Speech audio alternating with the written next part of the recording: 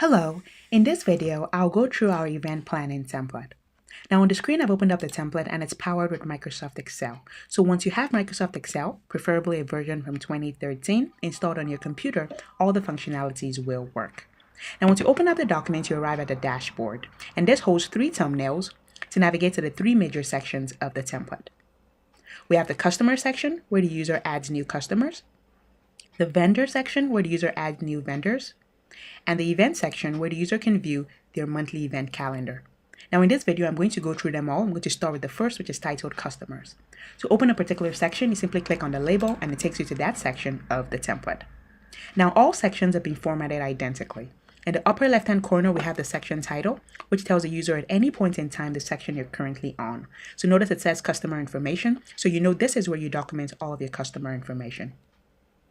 To the right of this, we have 3 buttons, the Add New, the Delete Row, and the Add Payments. The first 2 are used to add a new customer or delete an existing customer, while the third is used to add payments when received from a particular customer. To the top of this, that's in the upper right-hand corner, we have a navigation pane with additional buttons to navigate to other sections of the template. To go to a particular section, you simply click on the label. Notice as I click on Dashboard, it takes me back to the dashboard where I started. Then I clicked on Customers. If you click on Customer, it takes me to the Customer section, but since we're currently there, that's why nothing happens. And the other buttons can be used to go to other sections of the template. So I'm going to demonstrate that shortly. Below the 3 buttons here, we have a data table with several column headers. These are the attributes you're expected to supply. Now, the data table is where all the customer information is going to be stored. Now to add a particular customer, you simply click on the Add New button at the top. Now once you click on this button, it pops up a data entry form. So the data entry form pretty much provides a simpler way to supply data to this table. So you notice that all the column headers are equally listed on the form. The user simply has to fill the white portion of the form.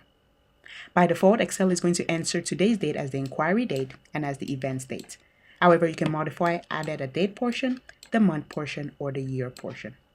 So let's assume a customer calls today to book our event planning services for the 1st of February 2018. So I'm going to go ahead and leave today's date since I received a call today. Next, I'm going to indicate the customer name. Now to move from the inquiry date to the customer name field, I can simply click on the field, or I can make use of the tab key on my keyboard. So the tab key can be used to move from your current field to the next field.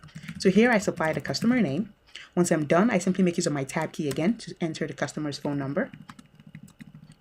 Pressing my tab key takes me to the event date. So recall I said they're booking an event for the 1st, so I'm changing the date portion of February, so I'm changing the month portion, and I'm going to leave the year as 2018.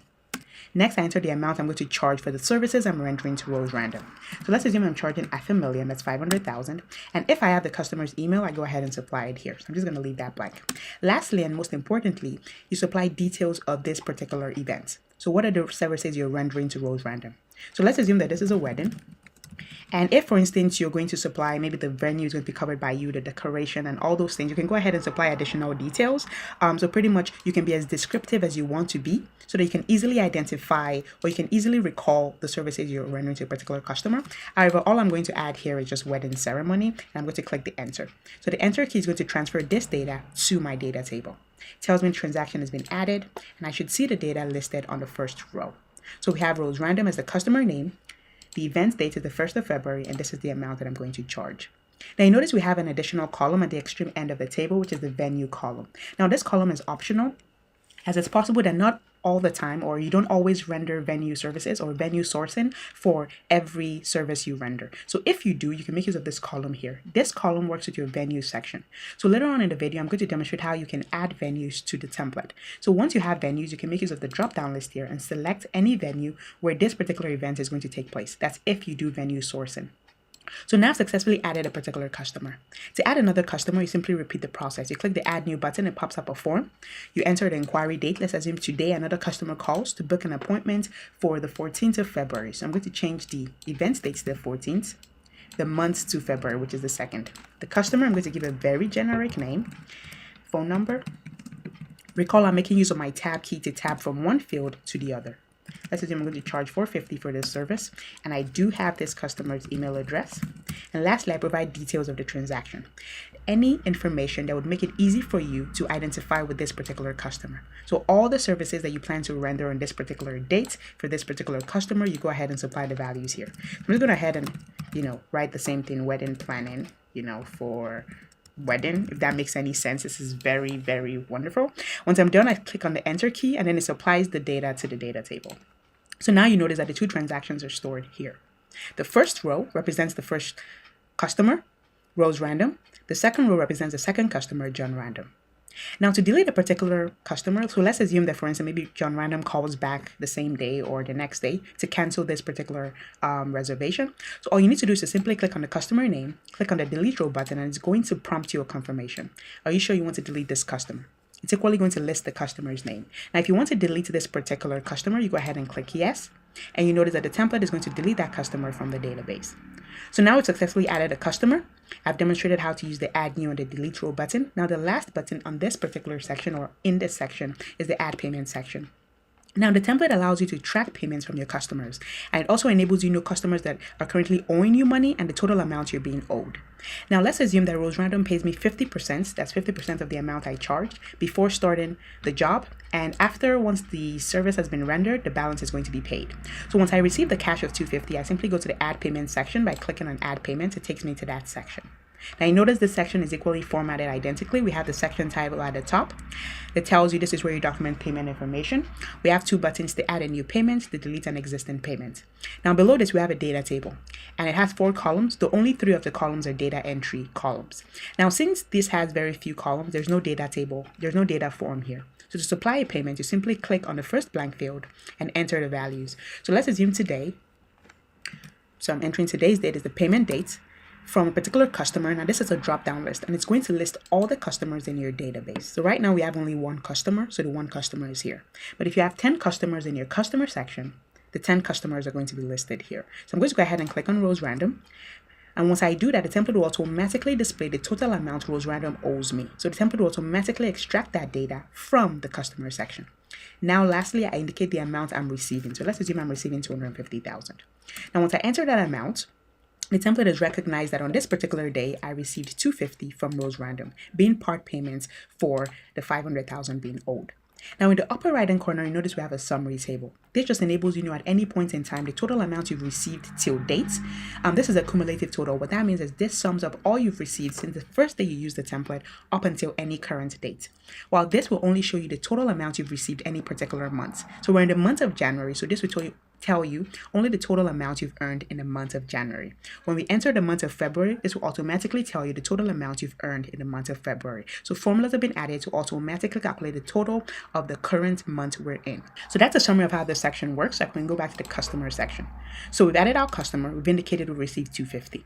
Now the next section of the template is the vendor section. So this is where you store all of your vendor information. Now the advantage of storing customer, vendors, and venue information is later on in the get info section, you can easily get a customer's phone number, a vendor's cost, or a venue's details, with a click of a button. So it's always advisable to have a database of all this information so you can quickly extract that information whenever you need it. So clicking on the vendor label takes you to that section. Notice it has the same formatting. We have the section title at the top. It tells you this is where you document vendor information. We have 2 buttons to add a new vendor, to delete an existing vendor, and a data table with 4 columns where you supply your vendor's name, phone number, email address, and product or services being rendered. So I'm going to go ahead now and supply some vendors. So let's assume our first vendor is Cake Slices Nigeria. Making use of my tab key to move to the next field, I supply their phone number. Once I'm done entering the phone number, I make use of my tab key to move to the next field where I supply the email address. Once I'm done, make use of my tab key, and lastly, I provide details of the products and or services offered by this particular vendor. So this vendor is a cake artist, and they make pastries and all form of cakes. So now I've successfully added a vendor. To add another vendor, I simply repeat the process. I click the add new button. It inserts a blank new row. Then I supply the vendor's name first. Pressing my tab key, I move to the next field where I supply the vendor's phone number. Next, I supply the vendor's email address. And lastly, the services provided. And I'm going to add a third vendor by simply clicking the add new button again. It inserts a blank new row.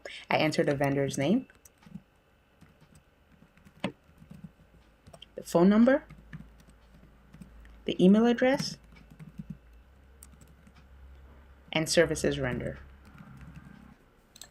So that's a summary of how you make use of this section. You simply document all of your vendors, entering their name, phone number, email, and product services. Now, if you have 100 vendors, you can list them here. Later on in the template, I'm going to show you the Get Info section that enables you easily pull a particular vendor's phone number, email, or services they render with the click of a button.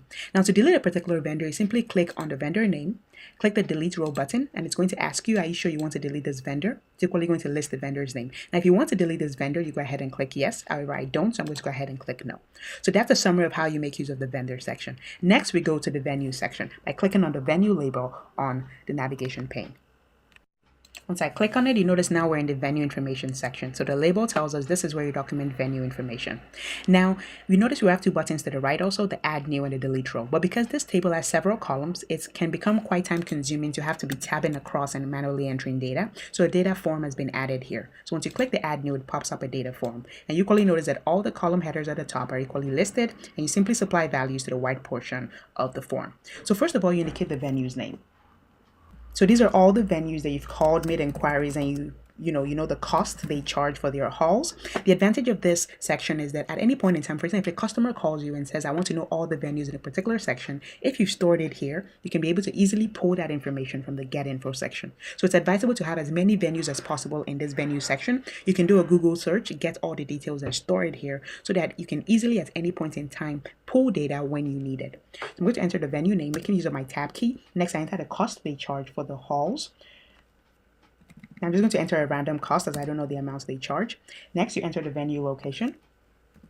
Next, you enter the city. Now, the advantage of entering the city is, later on, as I said, in the Get Info section, if you store, for instance, 50 or 60 venues in the venue section, if you want to be able to see only venues that are in a particular city, by city I mean a particular zonal region, like maybe Garki 2, Garki 3, Guarimpa, and all of that. So that's pretty much what city refers to here. So if you indicate the city here, you can easily be able to see, for instance, all the venues I have in my database that are in Garki 2.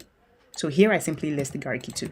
So whenever I'm adding a venue in Garki 2 under city, I enter Garki 2. So in the Get Info section, I can easily pull all the venues in Garki 2. The same if I add a venue here, for instance, Guarimpa, it will identify that as being in Guarimpa, and I'm going to demonstrate that shortly. Next, I indicate the contact. If there's a contact person I know there, you simply enter the contact person's name. You indicate the phone number so that whenever you quickly want to call to make a reservation, you know the number that you have to call.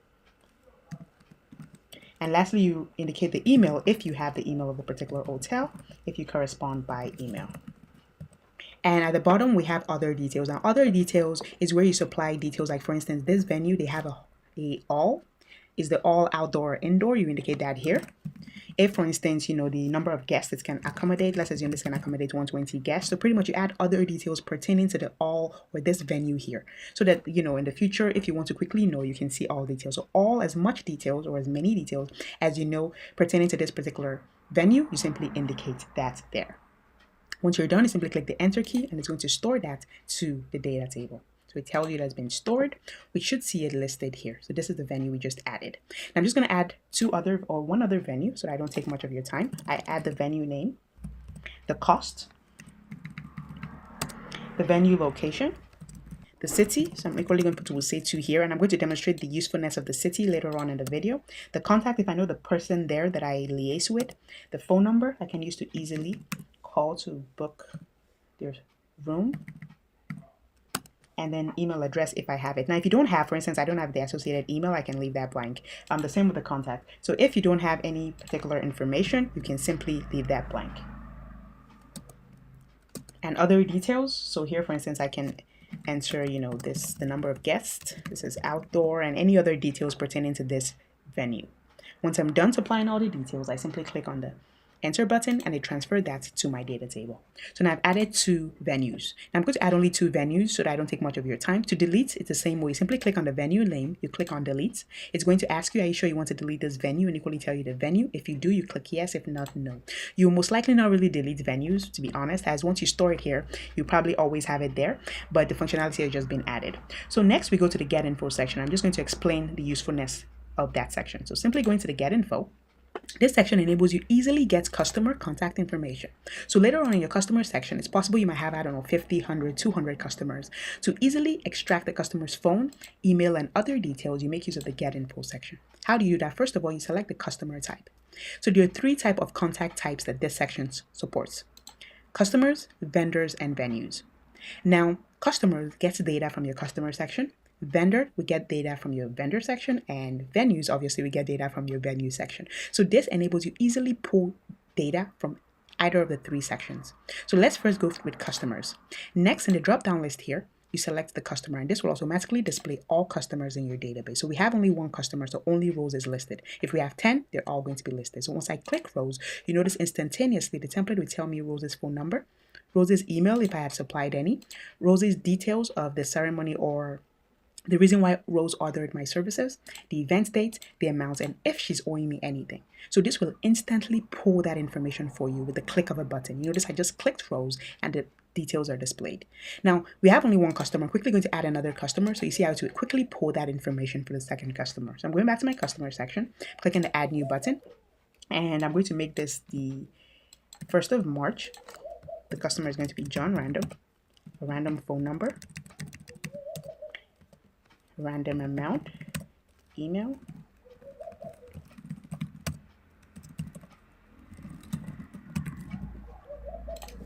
so now I've added the second customer. So now we have 2 customers in our database. And as I said, there's no limit to the number of customers that you can have.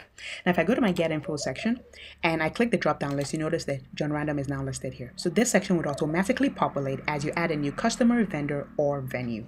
So now if I click John Random, notice here automatically tells me the phone number, the email, the details of the reason why John ordered my services, the event date, the amount, and since John hasn't made any payments, he's owing me the entire amount of the service. So it will automatically pull that information for you. And if I quickly add a payment for John, so if I go to my Add Payment section, I click on Add New, I enter today's dates. So let's assume that today John pays me a portion. So here you notice John is equally now listed. So all the drop-down lists automatically update. And once I click John, it will tell me the total amounts that John is owing me, which is $450. So let's assume John can pay only $150 now. And notice once I enter $150, it will automatically increase the total amount I've received this month, because now I've received this month $250 plus $150. So all the sections are interconnected. And if I go back now to my Get Info and I select John from my list again, you notice now for outstanding, it's going to reduce from $450 to $300. So it automatically recalculates that based on the data we just added. So that's the upper section. You can do this for a customer. You can equally do this for a vendor. So once you click on vendor, and here it will automatically list all the vendors you have. So recall that before this listed customers. Let me just do that again. So if I click customers, the drop-down list here will list customers you have. Rose Random, John Random. However, if I click on vendor, this drop-down list is now going to list all the vendors, which are the 3 vendors in my database. And once I click a particular vendor, it will automatically list contact details for this particular vendor. So you notice it tells me the vendor's phone number, email, and the services that she renders or they render. The same if I change this to our second vendor, Ruby's Gifts & Co., it instantaneously pulls that data here. Now, as I said, the usefulness of this functionality is later on you're going to have multiple vendors. So if you quickly want to get the phone number or the email for a particular vendor, you can simply go to the Get Info section. You select vendor first. So you select vendor here, then you indicate the vendor. So notice if I choose Wergo Imagery now, it's going to tell me the phone number, the contact, and the services that are being rendered by Wergo Imagery. So it does that at the top. The same way, if I change this to venue, you notice that the drop-down list here will automatically list the venues we have in our database. That's Bolton, White, and White Walls, Tents, and Events. And once you click on the first, it will automatically display contact details for that particular venue. So notice it tells me the phone number, the address, the contact person or location if I added any, and the amount they charge. So this way, and as I said, this amount is random. I'm not sure the amounts they charge. The same way for the second venue, it will automatically pull that contact detail. So that way you can quickly pull it, make a phone call, and all of that. Now that's the upper section of the Get Information. It enables you easily get contact information for a particular customer, a vendor, or a venue, simply with a button click. So if I go back to my customers and I select the customer here, you notice it displays the contact information. Now at the bottom, this enables you get 2 types of data. If I click on the cell here, you notice a drop-down list. I can get data on a particular venue or people that are owing me money. So if I want to see a list of all the people that are owing me money, I simply click on debtors list and I click on the refresh button, and it's going to list all the customers that are owing me money in my database. So notice it lists the 2 customers that are owing me money, John and Rose. It tells me the amounts that each of them are owing me and their phone numbers I can quickly call to remind them to pay. And at the top, it will tell you the total number of debtors I have, and the total amount that I'm being owed. That's the sum of all the outstanding for each particular customer. So it does this instantaneously. And notice right now it tells me I have 2 debtors. So if I go to my payments, and let's assume I receive the second half of Rose Random's payments. So if I click add payments now, and then I click add new, and let's just assume today, Rose Random just decides I might as well just pay the complete amount. So here I select Rose. You notice it tells me the outstanding, which is $250. And if I go ahead and add $250, you notice at the top here, the amount I've generated monthly increased. So if I go to my get info now, and I refresh the report, customer, there we go. So I have only 1 debtor now because Rose Random has paid all that she owes me. And if I reselect Rose Random here, it will refresh and the outstanding should tell me 0. So all the sections are interconnected. So at any point in time, you can know the total number of customers that owe you money, the total amounts that they owe you, and a breakdown listing each customer, the amounts they owe you, and their phone number so you can place a call.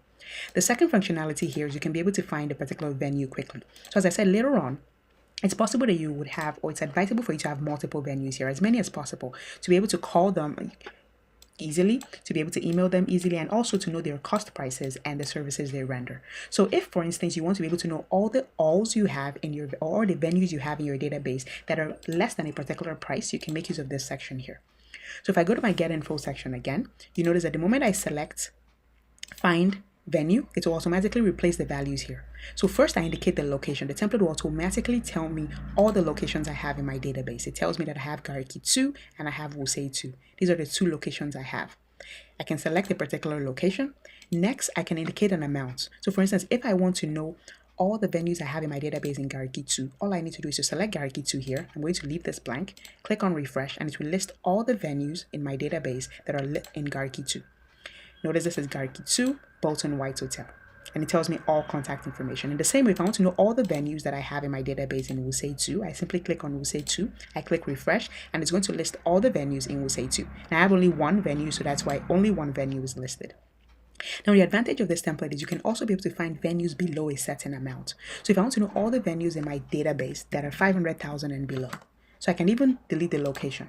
So I just want to know all the venues. Maybe a customer calls, and says they can't afford more than 5,000 for a venue, 500,000 for a venue. So if I want to know all the venues I have that would collect that amount, I simply type in 500,000, click refresh, and it will list all the venues that are 500,000 or below. So it's only 1 venue that's 500,000 or below.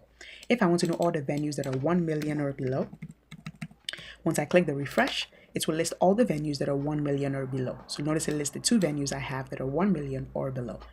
So this way you can easily be able to filter the data or the number of venues in your venues by any of the 2 criteria. First, you can filter by location. Second, you can filter by amount. So for instance, I can say I want to know all the venues that I have in Gariki 2 that are less than 1 million. Once I click refresh, if I have any, it's going to be listed here. So you notice that only this is listed because it's less than 1 million. It's 500,000.